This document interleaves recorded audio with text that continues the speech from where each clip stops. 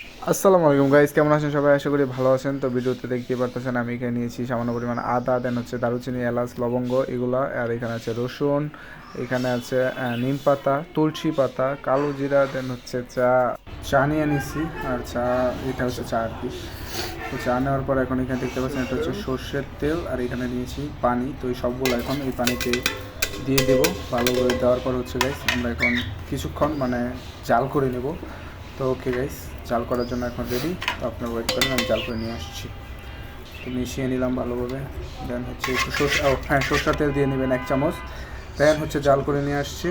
জাল করে নিয়ে আসার পর ভালোভাবে ঢেলে দিচ্ছি, আর হচ্ছে নর্মাল একটু পানিও মিশিয়ে দিলাম। অ্যান্ড হচ্ছে রেডি হয়ে গেলো আমাদের কবুতরের প্রাকৃতিক চা। প্রাকৃতিক বলতে চা আর কি। তো এই শেষে এটা হচ্ছে মধুটা খুব ভালোভাবে 1 চা চামচ মিশিয়ে নিচ্ছি। চাইলে একটু বেশি দিতে পারেন। তো মধুটা হচ্ছে আপনাদের শরীরে কবুতরের শরীরটা গরম রাখবে। তো এই ছিল গাইস আজকের ভিডিও। আল্লাহ হাফিজ।